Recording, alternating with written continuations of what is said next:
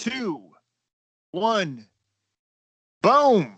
And we are live. I am joined by Andrew, Combo, Salop, friend, hooper, colleague, fellow podcaster, celebrity, all the titles in the book. How are you? I wear many hats, Max. I wear many hats. So appreciate you having me back on, man. Thanks so What much. version of the combo am I getting today? The celebrity, the hooper, or the podcaster? The guy who just came back from physical therapy on his knee, just trying to get back into it, just so you know, so one day I could play my son one-on-one. That's Just a the blue version. collar, everyday guy. I don't know. I don't want to call myself the everyday guy. I don't. I never want to shoot to be normal, but I want to be extraordinary. Look at you, man. Way to start off the podcast. You're my NBA guy. Like I go to Jordan Foot with a lot of NFL stuff. I always tell you you're my most frequent guest. The MVP podcast knows who Combo and Combo Nation is. I love Hey. that artwork you posted, by the way. That was really dope. Yeah, I'm gonna work on some stuff with it. So stay tuned, Max. Stay tuned. Oh, okay. Drop a little preview there. Yeah. But I wanted to start off with this and pick your brain with this. I want to start off with the Lakers. So East Coast time. Clearly, you're East Coast as well. You're just up north. We stay up late. So when you stay up late for these games, it's like the last thing on my mind. Well, the first thing on my mind when I wake up, and I thought about the Lakers Suns game. And one thing that's really kind of baffles me that people still don't understand this. Like a lot of times when people see LeBron in a round one series, like, he's not as aggressive and he's not looking like playoff Braun, or look, he's looking older. This happens every year. And it's like, I remember even in Cleveland, we were saying he was getting older, but he does this every playoffs. He usually loses game one, and then he starts to pass a little bit more than he normally does. He maybe settles for a couple jumpers, but what he does is he gets everybody involved because, one, there's lack of chemistry, especially this year because they didn't all play together as much compared to last year because of injuries. And he's trying to get his shooters to find that rhythm. They're not already one of the best shooters in the league as far as team-wise. So he's trying to get others involved because he knows he needs these guys to have the rhythm, to have their chemistry in the next round, in the Western Conference Finals, and then hopefully in the finals. So, and it happens every year. He loses game one, and then all of a sudden he's getting others involved, and then he slowly starts to crank up. And then when he wants to win these games, like Michael Jordan did late in his career, he picks and chooses when he needs to turn up. And his shot is actually falling, even though he's taking a lot of jumpers, they're all falling. What do you make of LeBron? Because we saw it last night too. It's like he started off passing. I remember watching I love TNT, but I remember watching Chuck. He's like, there's something wrong with him. I think there's something wrong. He's not healthy.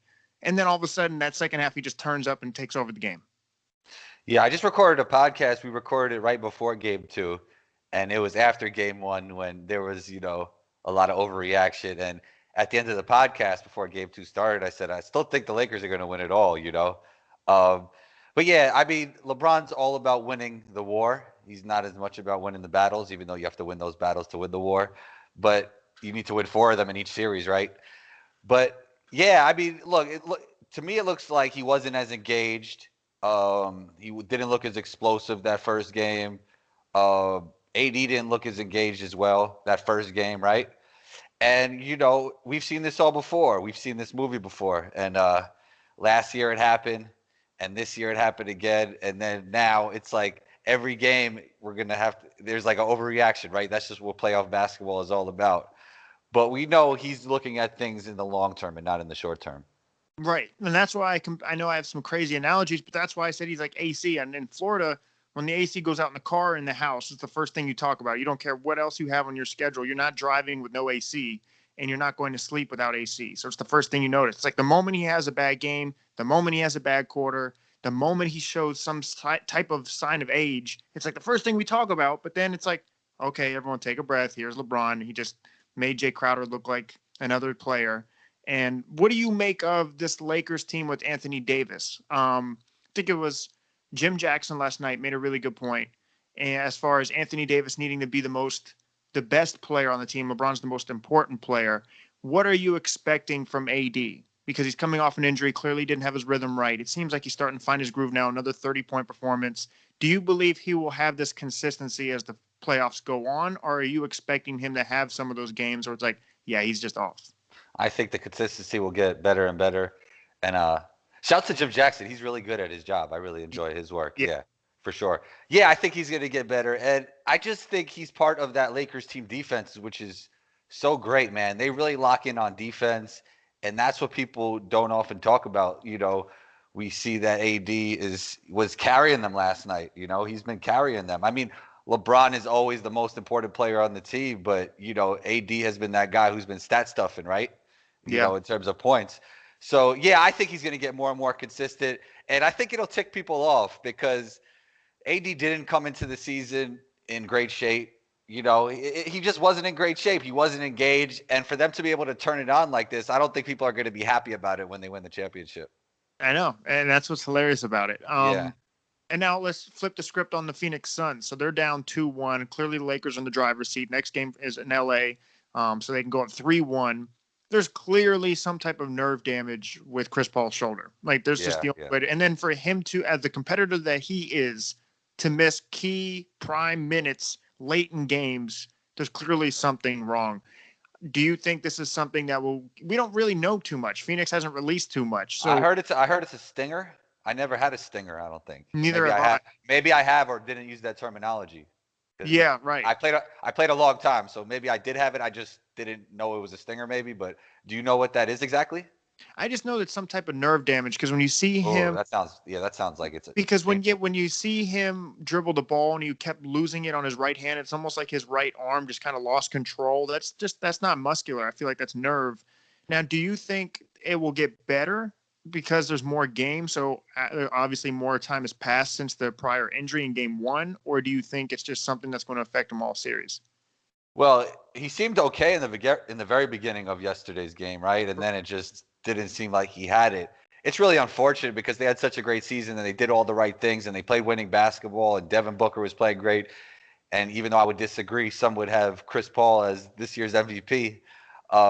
Yes, sir. Yeah, I mean, I don't know much about the stinger injury, but it doesn't look good as of right now. And it's really unfortunate because I don't think this series might not go past 5 now. And with Chris, I think he could have pushed it to 6 or maybe even 7, even though I think that might have been tough as well.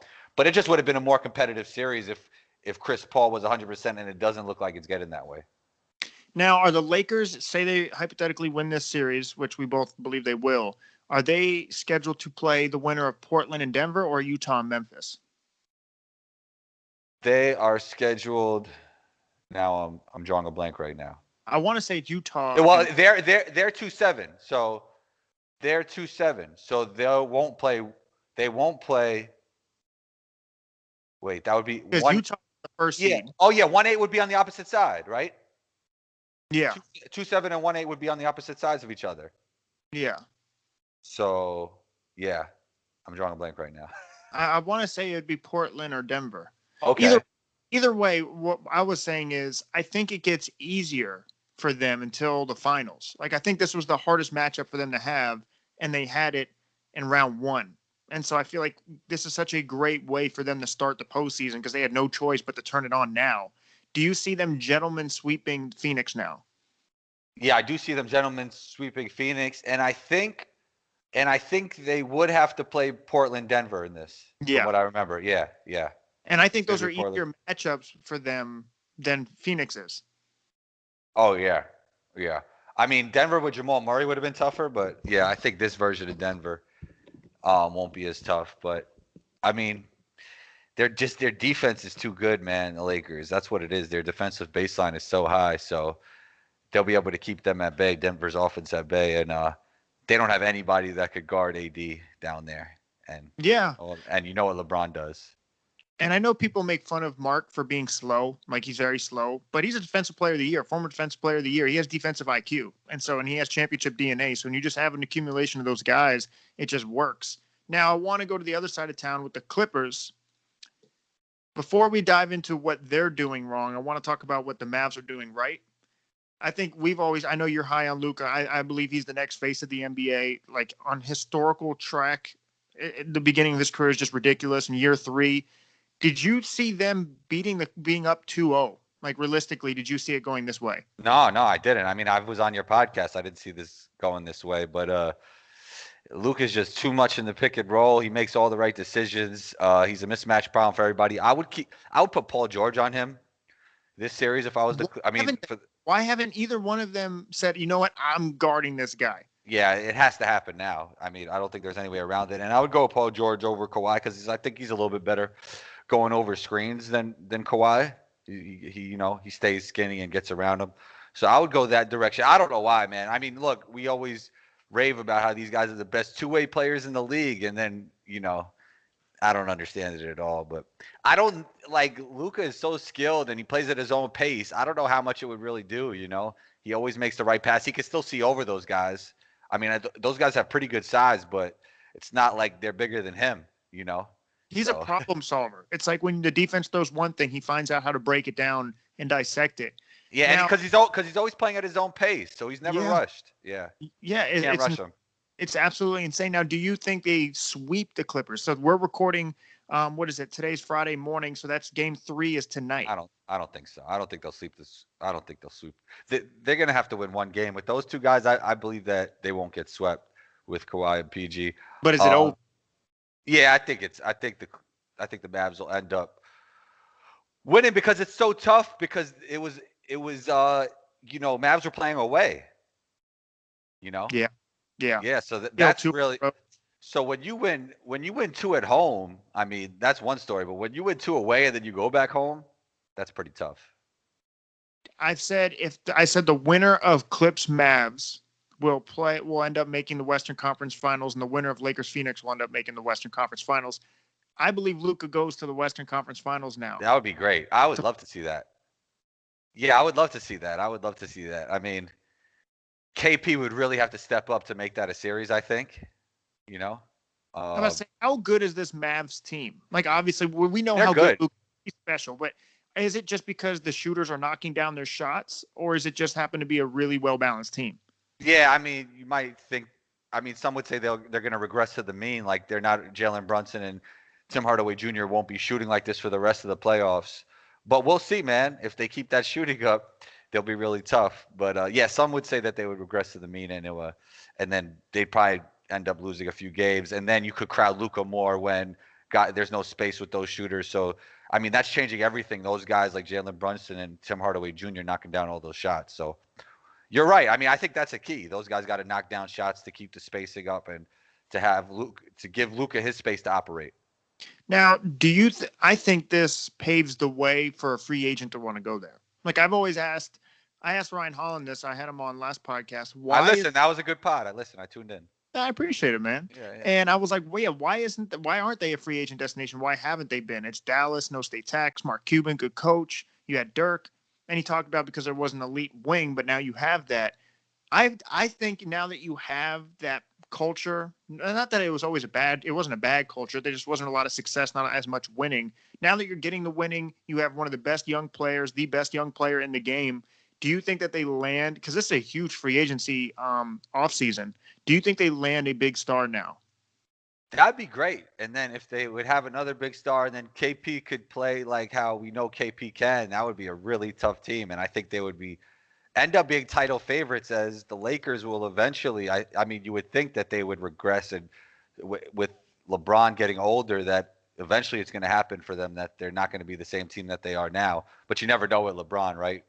And AD is still in his prime, so that's tough as well on how they build around them. But I think they can be a title favorites if they get another star and KP could play like KP. That would be really dangerous. And one thing about KP, I saw better body language from him last game. His body language hasn't been good, but he seemed happy last game. I'm expecting some big games coming from Porzingis soon. Now, hypothetically, what would be a piece that they're missing? Like if you can get any free agent to go alongside Luka and to go alongside KP, what is that guy? Who is he? Paul George. Really? Yeah, I like Paul George there. Paul George could play off the ball. He plays defense. I would love Paul George there. Yeah, I think that's a good fit. I mean, Bradley Beal would be great. I think Bradley Beal would be perfect. I think. Well, Bradley Beal likes to have the ball, but I mean, he's good catch and shoot as well. So you need guys catch and shoot around Porzingis. So I mean, around Luka. Yeah. So yeah. But Bradley Beal, he could shoot it off the ball. Yeah, Bradley Beal would be great. I like Paul George there. You never heard the Paul George one before, huh? No. Yeah. Lost you right there. There you go. Yeah. I'm waiting for your camera. Are you there? I'm here.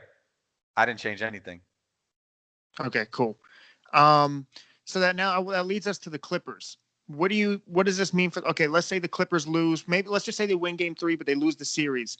Kawhi becomes a free agent. A lot of people aren't talking about that. I don't think he wants to leave the Clippers. I don't think he wants to leave California because of everything it took to get here.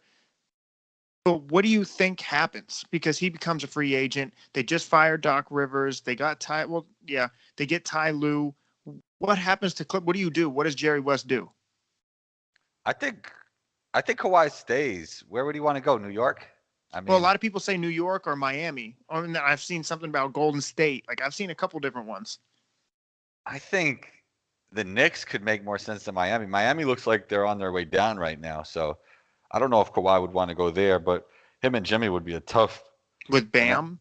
Yeah, that would be tough. That would be tough. But yeah, I don't know, man. It's interesting. I mean, he already won his championship. It really depends on what he wants to do. I mean, a lot of him leaving was him wanting to live in LA. So will he leave LA now? Has his mind changed that quick where he doesn't want to live in LA anymore? I don't know. It'll be interesting. Right. Yeah, by the way, on your Bradley Beal point, I think it makes more sense for Bradley Beal than Paul George because of timeline. So Bradley Beal would be a good one because I think he fits with Porzingis, and even though he's a little older than those guys, right? He fits with Luka's and Porzingis' timeline better. But he's actually a lot younger than people think, even though he's been in the league for the amount of time. But he's probably close to Porzingis' age, right?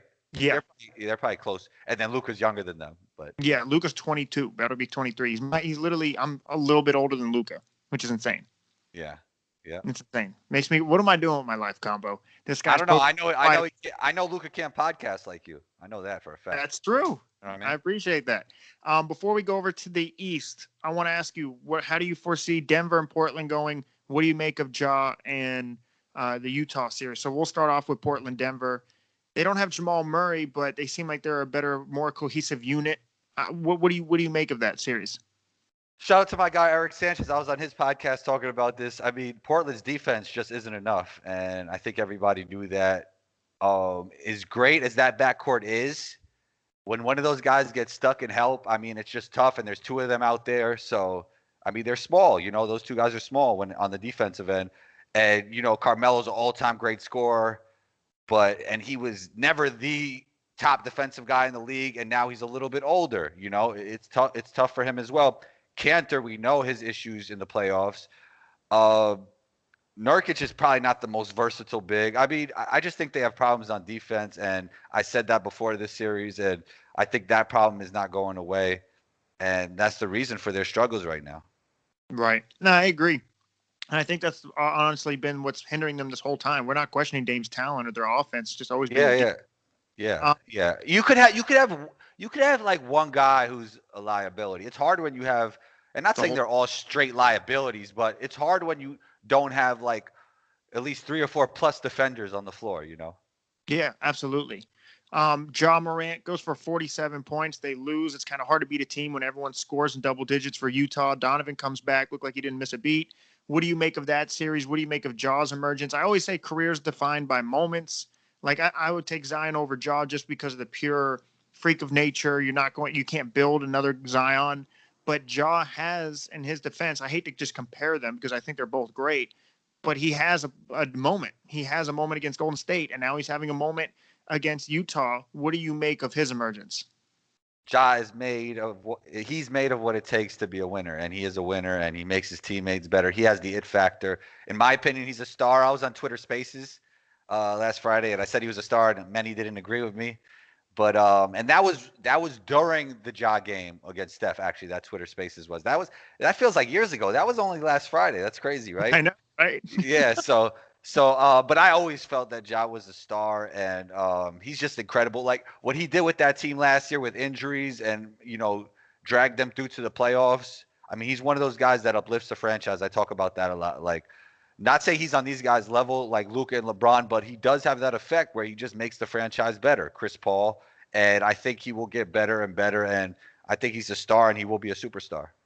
Do you think he's able to upset this Utah team? Not with Donovan back. It's going to be tough. Jaren Jackson Jr. has to step up a little bit. He's been up and down, but I know he's coming back from injury. But he's a really dynamic big. I mean, Brooks, that guy does not take a play off. Like, man, playing against that guy, he's going to come at you every single possession. Brooks been awesome. Yeah. His mentality is just great. Like, he does not take plays off. He plays hard every possession. He doesn't back down from anybody. But yeah, I think for them to win, Jaren Jackson Jr. would have to really step up and become the player that we all know he can. I mean, he's showing flashes and he's playing well, but I think he has to be like there with Ja. They have to be like a duo for them to make this Yeah. happen against Utah. I don't think they'll be Utah. Utah has been the best team in basketball, just in terms of team basketball and in terms of staying healthy in the league. So, but Memphis is on their way, and I think they're ahead of schedule. Yeah, I think so too. Yeah. Before now, heading over to the East, before we get to my main big question for you, I want to talk about Knicks Hawks. You're in New York. The Knicks are playing. Kind of revived the city here.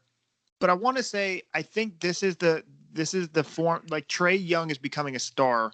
He's already been a star, but he needed this playoff series against the Knicks, and I feel like he's becoming famous like right before our eyes. Like, he needed this moment for him, because for him to play as well as he has, to embrace the big moment. Obviously, we know the Knicks are the most valuable franchise in the sport. For him to do it at MSG, are you starting to see that with Trae Young, and starting to see that transition from a really talented player who has that superstar potential to now forming into one? Yeah, definitely. And the New York market gets to see Trae Young play. As much as they might despise him or not like him right now, that market gets to see him play. Because I think even Rashad talked about this. I don't know if it was this year or last year, but they didn't have a lot of national TV games. So the casual fan is not getting to see him play. We know New York is one of the biggest markets, and he's able to get it done against this Knicks team. I'm not even in terms of winning, just in terms of showing what he could do on the basketball court. Yeah, I think his star potential is great. I think he already is a star, and I think this is definitely helping him, allowing this New York market and the national TV market to get to watch him play. Now, if you're the Knicks, not saying that you want Julius Randle to do bad, but in a weird way, if you win and he doesn't do that good, isn't that kind of good? Because now you can say, all right, we don't have to overpay for him, because you don't want to overpay for. I like Julius the player, but he's not a number one option. And honestly, he may not even be a number two. He may be a really good number three. Wow, number three. He was Max. Some people had him in the MVP conversation this year. You think he's at number three? I just don't think if you look at who's winning these championships, I don't think he's an Anthony Davis. Don't we always have to remember that 29 teams aren't going to win the championship? What'd you say?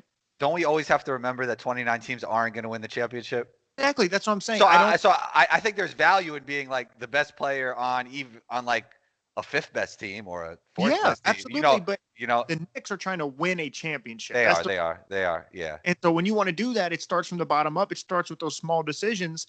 Overpaying for somebody can limit your ability to do that. And so I feel like if he weren't to really show up and play like a superstar, then you kind of have a little bit of leverage to say, hey, we can't give you this much money right now. But if he were to go off for 40 points and play how he was in the regular season and win, he has much more leverage to say, no, I want the full money. Yeah, I see what you're saying. But I think things like wanting things like that is always a bad omen. It's like the Clippers wanting the Mavs and this, you know what I mean? Like it like things like that just never seem to work out well, you know? You just gotta let it play out. Yeah, you just gotta let it play out. And honestly, if the Knicks, if he plays well, he's proven that he deserves this money. So, and you'll be more than happy to pay him this money. So I don't know if that's better for them or not, but you always got to put your best foot forward, in my opinion. And we see with the Clippers, the basketball gods were looking down at them, if you will, trying to tank for the Mavs. That's what they get. It's what they get. I still have the Knicks winning that in probably seven games. I thought that would be the closest series. They're neck and neck, because I think the Hawks have more talent. I just think the Knicks have a better cohesive unit and play harder and more physical.